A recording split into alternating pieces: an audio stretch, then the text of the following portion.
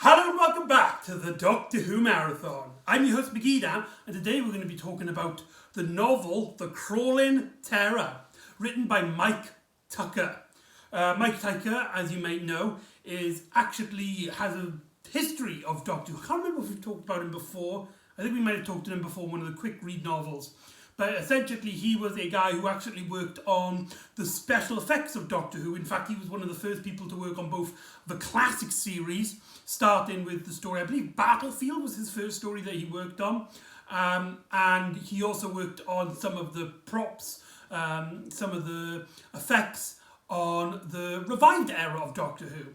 And so he's had this massive passion, this massive love for the series.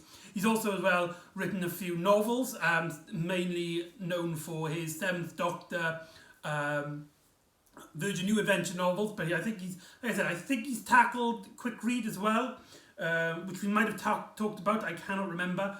And of course, as well, we're talking about the BBC new series Adventures novels. Now here, this is one of the few actual main novels that I have actually got in my possession. I had talked about Beautiful Chaos, which was a 10th Doctor new series adventure novel. So this was actually in its original cover, in its original printing. So this is really cool. Back when, I can't remember I don't know if they've done it with the 11th Doctor, but starting with the 12th Doctor, they basically released the novels in threes. So one year they released 3 novels back to back to back, and then the year after they released 3 novels back to back to back. So this was, I believe, this is the last of the 3. The other 2, for those of you who are curious, is The Blood Cell, which is a novel I really want to try out because it's in first person. So I think it'd be a much more better reading experience. Silhouette, which also features Strax, Vastra and Jenny. And now The Crawling Terror, which this story has the trappings of a 70s story. In fact, a lot of a lot of people who talked about the story, who have read this story, point out that it has a feel of the 70s Third Doctor era. It's set in a small village with a threat coming on all sides. It's basically a base under siege story. At one point, the Doctor goes through a little adventure on his own, which reminds me a lot of when he goes to Metabolus 3. And it's the main set and the main exterior of it. The small village, like stories like Damon's, the Inferno. I know it's not technically a village, but you get my grasp. It's got that 70s aesthetic to it. And of course, this is also one of the first novels that we'll be reading that features the 12th Doctor, played by Peter Capaldi, on the TV. And one of the things I get asked a lot when I talk about novels, audio dramas, comic books and everything like that is it immersive? Can you read this novel and picture Peter Capaldi and Jenna Louise Coleman, who plays Clara, saying these words? Now, like I said, before we get into the actual novel itself, I personally don't think so. I think the novel is writing the Doctor in what we, as the fans, like to call the core Doctor experience. For those of you who don't know, the core Doctor is an idea from Doctor Who fans, specifically ones who enjoy the novels, and essentially what they're basically implying is that the writer isn't writing for a particular Doctor.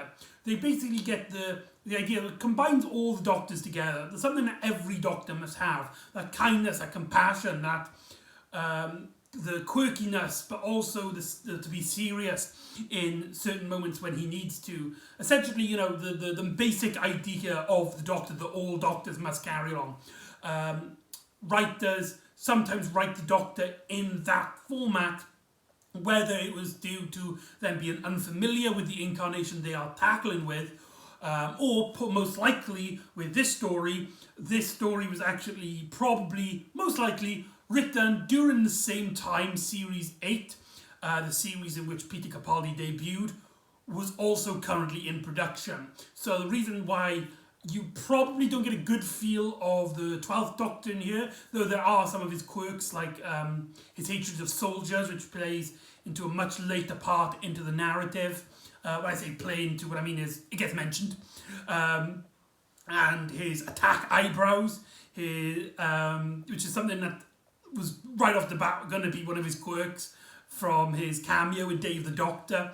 But apart from that, the Doctor's generally written as just a generic Doctor, and that's probably because they did. Mike Tucker probably didn't know who the Doctor was at this point. Also, arachnophobia, beware.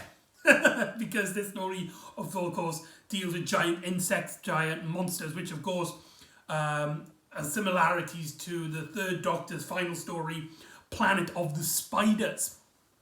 So that out of the way, let's get into the story at hand. The Doctor and Clara arrives in, like I said at the start, a small village where they notice these stones, like Stonehenge, but on a smaller scale. And they notice that one of them is missing, and they start to notice as well there's not much people in the local village. Whilst in the local village, you get to meet a few of these characters.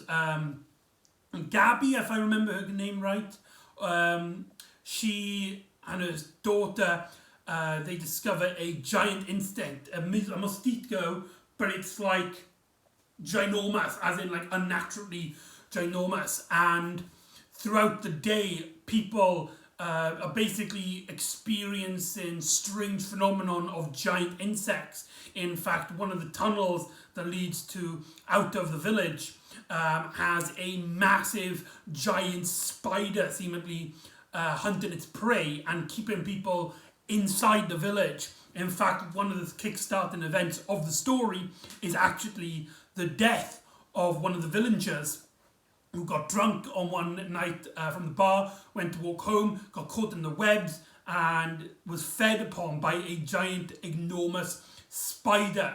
And throughout the story does a good job, essentially, at building up this sort of mystery as the Doctor is previewed to new information, and Clara as well. And the story keeps splitting them up and teaming them up with these different characters, which keeps the story engaging to some degree. And you get to learn these little facets, these little moments, like you hear about this science reserve, and they experimented. There's rumours that they've experimented with monsters. There was also a individual who's been living there since World War II, and during World War II, he claims that he had fought giant insects then, and it seems to be no coincidence. Also as well, the village seems to be haunted by zombies of sorts, as the mosquitoes are seemingly turning people into, turning their minds essentially into zombies. And they're perceptible to influences from creatures around them, and they seemingly try to convert everyone around them. And it's basically a survival. It's basically a story, a zombie story, but with giant insects as the main focus, and the zombie kind of element plays second. In fact, there's a scene where the Doctor teams up with this policeman and this kid, and they go to meet the old man from the World War II story, Robert Stanford, I believe his name was.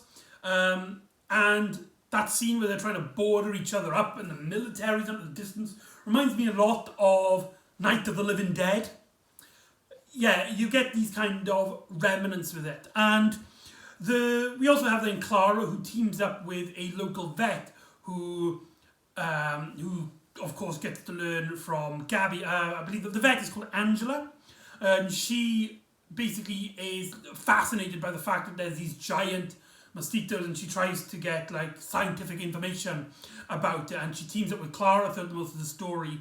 And at one point, when the Doctor's going out to a particular investigation, Clara and Angela, they go to the scientific reserves where supposedly they're talking about, where people joke that they are experimenting on giant monsters in that building, so they go to investigate it. And there's clearly a great core idea there. You can clearly tell by the way I'm describing it that there is a deep-minded story there of mystery and intent and build-up and suspense, and you've got these great scenes of action, and you've got the military playing in the background. But the ideas, the concept of the story suffer hugely by two main criticisms, shall I say. One, and it's probably the obvious, going again by description, a lot of this is been there, done that. There's not really a creative bone in this body, in this story, but apart from one scene, which I keep building up, but it's not that big of a deal. But this story, most of the scenes, most of the ideas it plays with, the small village being attacked by giant insects and zombies, and people boarding themselves in, and they go into infiltrate, two seemingly amateurs go to infiltrate a scientific reserve to try and find answers. It seems like something that you've seen 100 times before in movies and TV, probably in Doctor Who again, and you've seen them done 100 times better in those other appeals. It seems to do the bare minimum of the narrative of it. Again, you can't really criticize it for not taking too much of a creative jump, because this was Capaldi's first novel, and like I said, they had to basically work on the core Doctor here. But another thing it's the pacing of the narrative. We get many scenes that interact with the rest of the story about how the military from the outside world, from the village, how they deal with the situation. We get to meet some of these fun-loving characters of sorts. One of them seems to be an interest in movies. One of them they call Dobby, because he apparently looks like the character from Harry Potter. You've got the general or the corporal and stuff. And the military stuff just isn't that interesting. Of course, this is supposed to be a reference, a tie-in, the part of the 70s feel, as the military is, of course, not a reference, a homage, shall we say, to Unit, a big military factor that played well into the 70s Doctor Who, most noticeably when the third Doctor was exiled onto Earth and became the Unit scientific advisor. So that military aspect, dealing with a small village, again, plays into that element of the story feeling very, very 70s. But what makes Unit and the military here so different is that with Unit, we have these lovable characters. We have the Brigadier, somebody who, despite him being a kind of cliched, general, bossy pants character, he does have this love and understanding of the Doctor and does take his word on certain events, and he takes the Doctor's word and he has this friendship with him. You also have like Mike Yates, Sergeant Benton, and of course the companions of Liz Shaw, Joe Grant, and Sarah Jane being a factor of the Unit family. Here, this military force just feels like it's there, so we can be like, hey, this feels like Unit, without having the core concept of what makes Unit such a unique aspect to the Doctor Who franchise.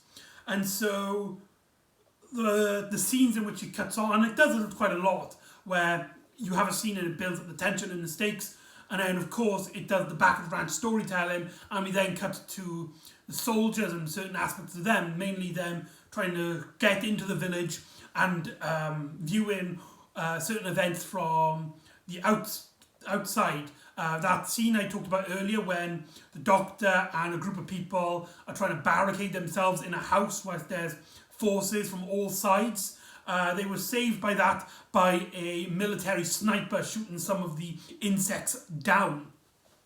So, yeah, and we essentially get the learning of the ideas from Clara, as the Doctor also learns from Robert Stanford, who also recognises the Doctor. And essentially, Clara gets introduced to this character called Clearfield, who basically many years ago he had some sort of injury and he has become friendly with a group of tarantula-like aliens called the Wyresters. These giant, enormous tarantulas, which seems to have a massive mind for scientific knowledge, and they seem to be some sort of parasite race that conquers and destroys and consumes all the resources on the planets that they conquer.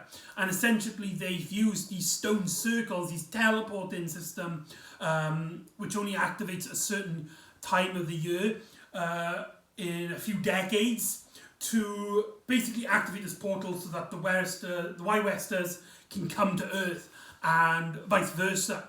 And this all then leads to a scene in which the Doctor takes his policeman friend, who isn't that interesting if we're going to be honest, though I do love his reaction to how he kind of already knows, because of how weird the day has already been. He kind of knows that the Doctor's a time traveller and the TARDIS is a time travelling machine. I do kind of like that. But this scene leads the Doctor and this constable, the policeman episode character, to go back in time to World War II, and the Doctor and this policeman character integrate themselves into history to try and find out what's going on, how the Wyresters got onto Earth. And they basically learn that Clearfield, who seemingly is not a young man, but not old enough to be around back in those, seemingly was a young man back in during World War II. The story is set in 2014, if I've forgotten to mention. So around about 70 years had passed.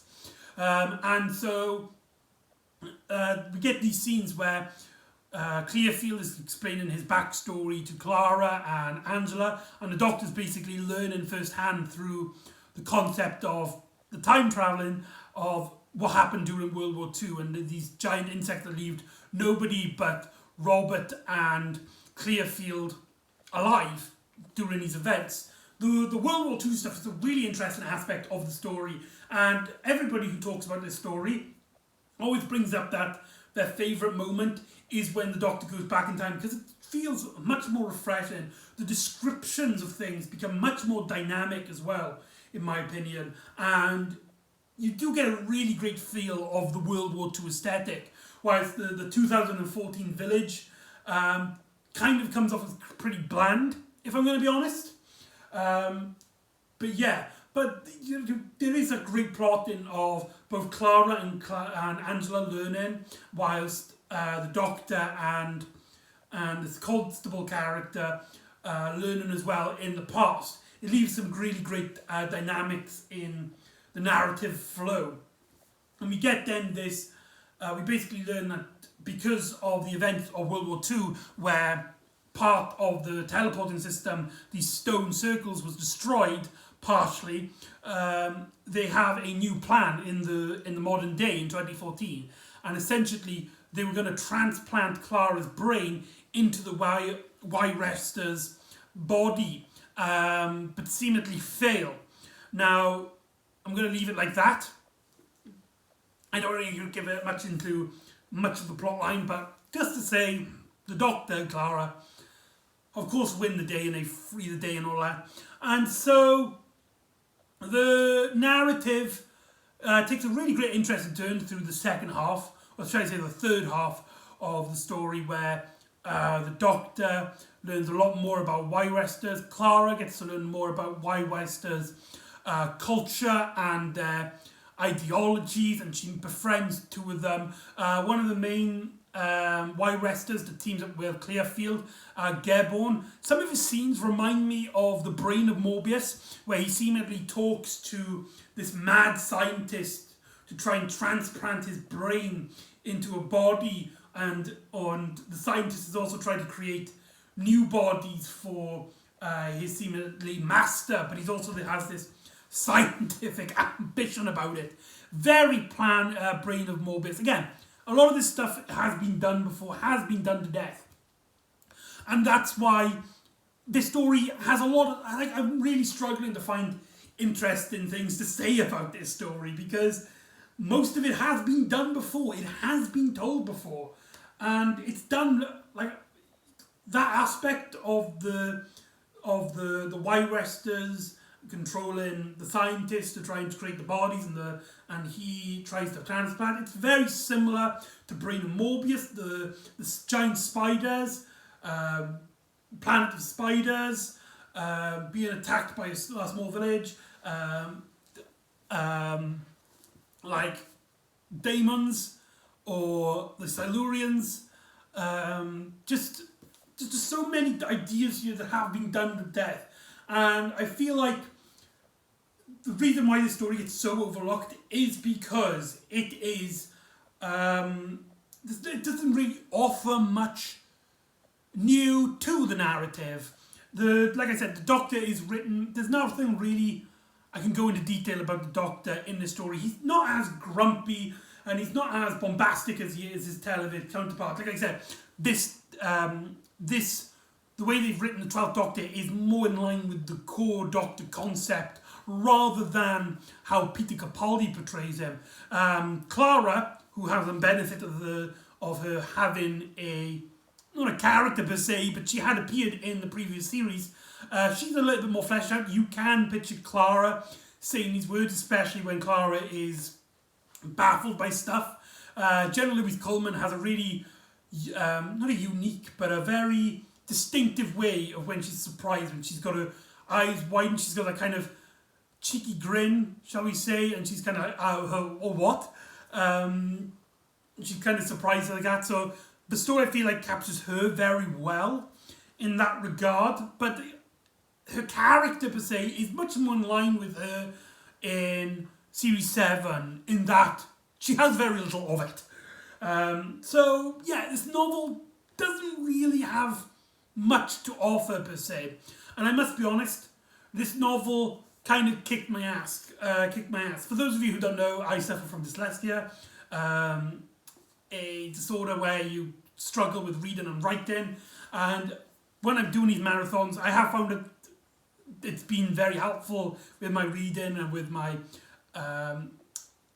looking at the words and stuff. However, this book took me 14 days, which was probably one of the longest since Festival of Death from the 4th Doctor era, so I am kind of bummed by that, especially how I have read this book before, and I didn't remember it taking that long, so I was kind of disappointed with myself.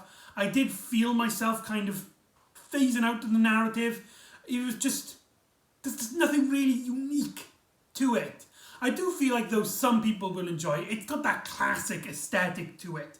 It's a story which I think, if you enjoy this kind of storyline, like I personally do, I like these kind of storylines, you will get a kick out of it. You will read it and be like, oh, it reminds me of those kind of plot lines, those kind of storylines. But it doesn't do anything unique, doesn't do anything groundbreaking with those ideas. It doesn't put itself into full gas. It basically toddles along at a 5 throughout the entirety of the adventure. Nothing particularly bad, but nothing particularly great either. In my opinion, anyway.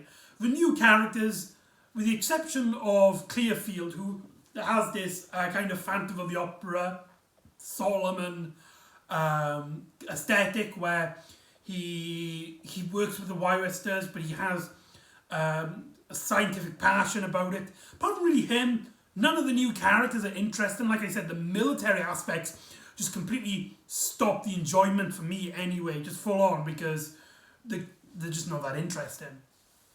But yeah, I did enjoy it, but like I said, it toddles at a 5 out of 10. It doesn't really groundbreak. I say, if you're interested, if you hear the Crawling Terror, you hear a 70s inspired Doctor Who story, I feel like you will enjoy this, but I think you only one read.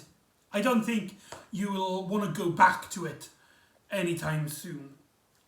in my opinion anyway. So anyway, that's the Cruel and Terror. So join me next time when the Doctor and Clara team up with a grag group of people to try and break into the biggest bank in Doctor Who history. I don't know, I messed that up. So join me next time for Time Heist, and I'll see you next time on the Doctor Who Marathon. Ta-da!